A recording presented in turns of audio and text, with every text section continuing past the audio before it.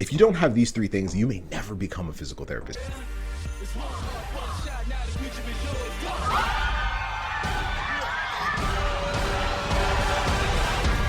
Now, if you're a pre-PT or physical therapy student, this is super, super important for you, especially pre-PTs who are trying to get into physical therapy school.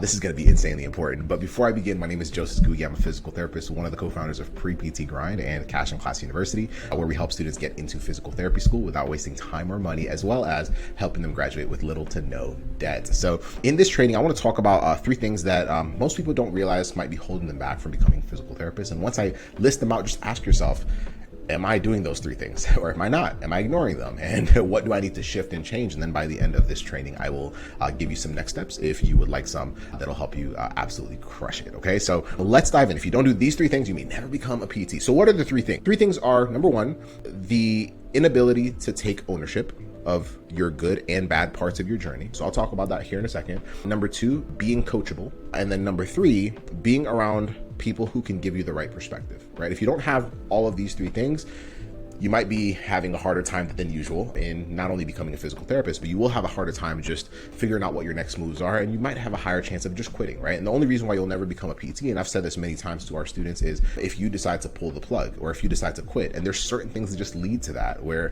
we try over and over and things just don't seem to work out, and eventually we're like, well, maybe this isn't meant to be, so we end up picking a different path, when in reality, physical therapy was what we actually wanted to do. Does that make sense?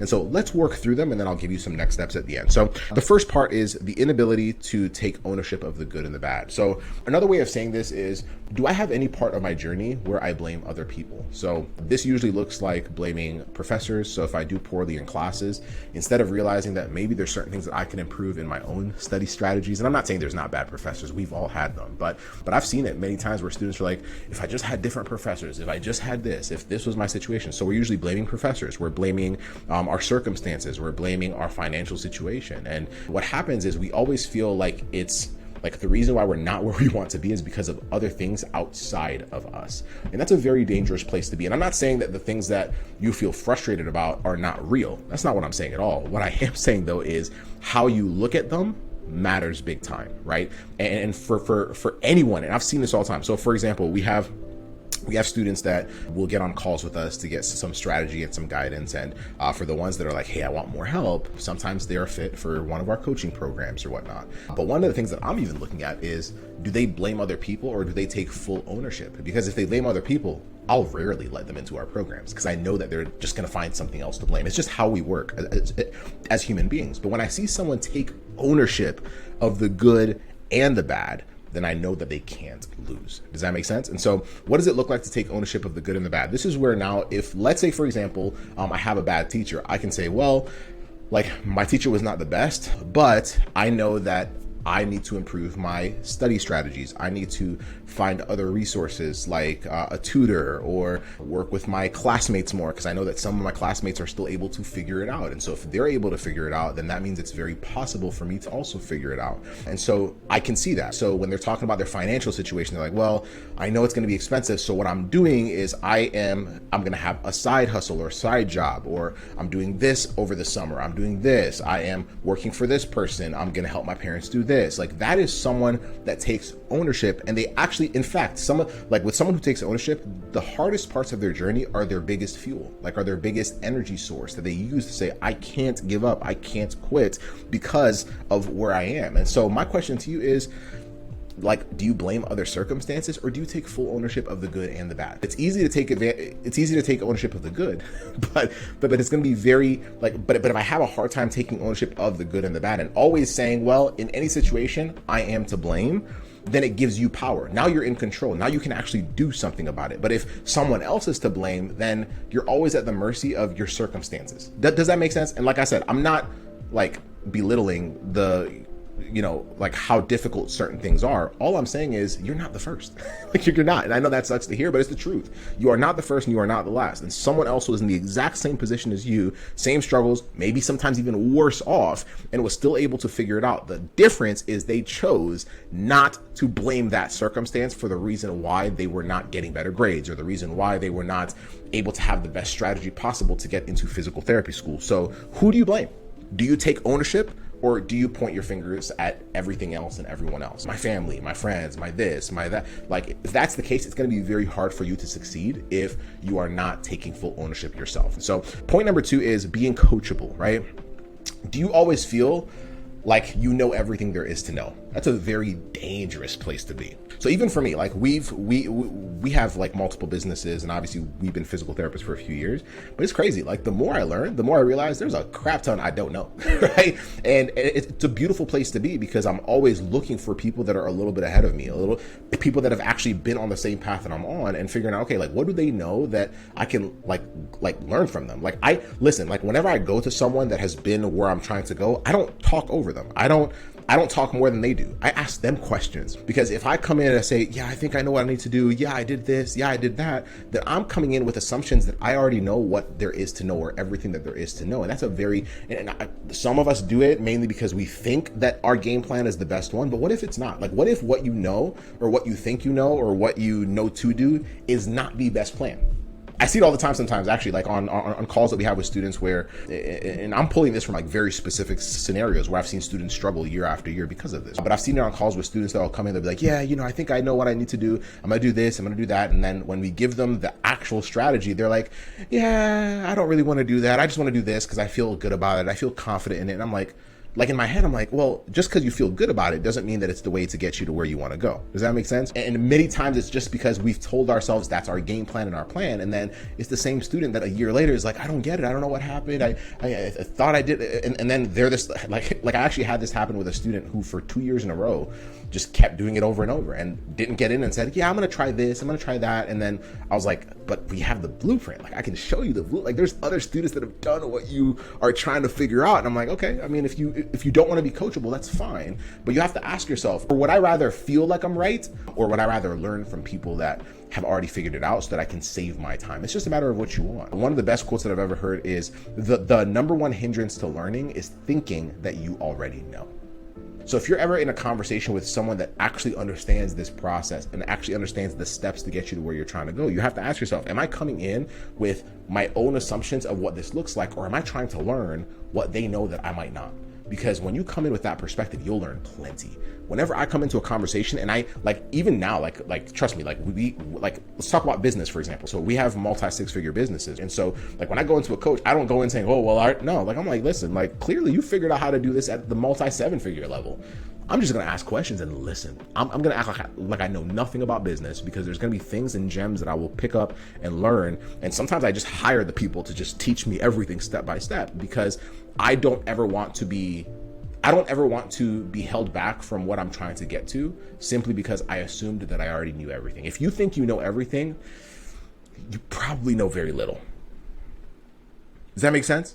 And even if you know the basics, right? Like, oh yeah, I know the basics. What if everyone knows that? What if most people know that? What if the secrets to you being able to get into PT school or get to the next level are beyond that, are not available to the public?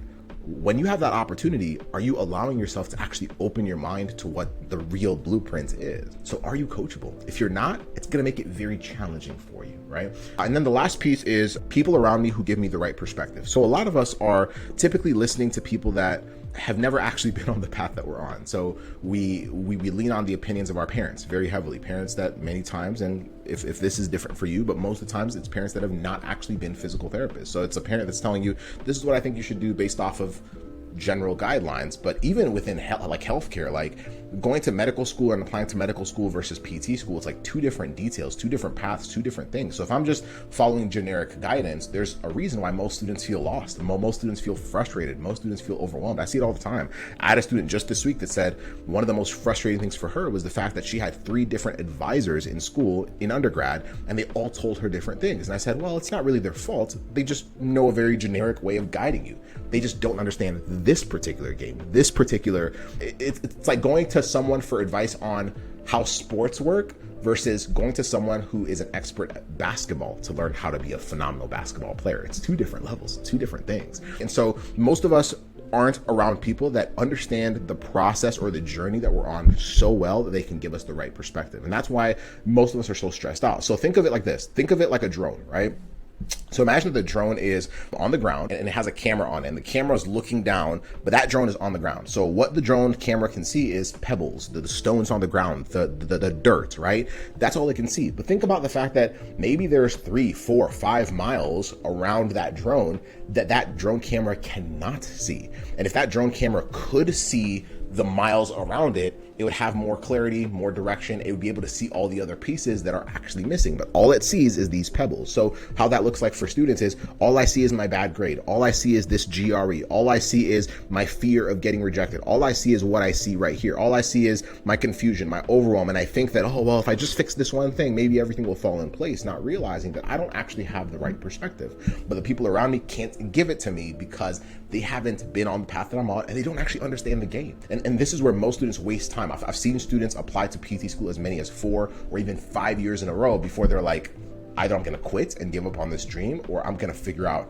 how to have the right perspective and blueprint so that I can actually make this thing happen. And so now think about it like this. If you have the right perspective, if you're learning from someone that actually understands the game, you can actually, like the drone, start lifting up the drone in the air. And imagine now the drone is 100 feet in the air, 200 feet in the air. Now imagine what that drone can actually see, what that drone camera can actually see. Now you actually have perspective. You understand the game, the lay of the land, and that helps you make much better decisions. So right now, if you feel overwhelmed, if you feel stuck, if you feel like lost, confused, it just means that you don't have someone that's showing you the perspective of what this thing looks like so that you can actually build a plan to get you to where you want to go, whether that's getting accepted into PT school, whether that's getting through PT school, whether that's graduating debt-free, all the different pieces. But this is super important. But like I said, if you don't have those 3, it's going to be very difficult to get to the goal of what you want, which is becoming a physical therapist. Does that make sense? Now, I hope that was clear. And I want you to ask yourself, am I honoring those 3, or is there any of those that I need to work on? Or maybe I need to work on all 3. Maybe I only need to work on 1 or 2. But if you can like deal with that or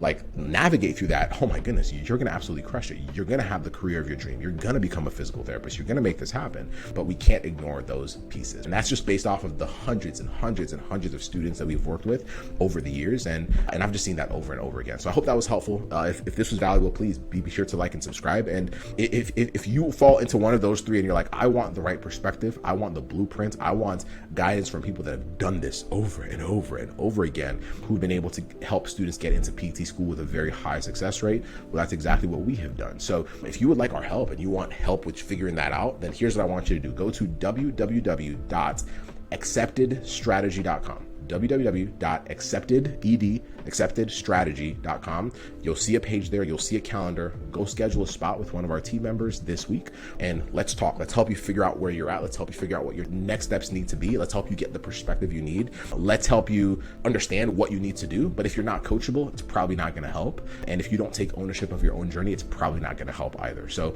but if you can be coachable, if you can take ownership of everything, the good and the bad, then that might be one of the best links that you click. So go to acceptedstrategy.com. And if you're serious about getting this resolved as soon as possible, or getting clear, or getting your next steps laid out right now, then don't waste time. Don't push this off until next week. Do it right now.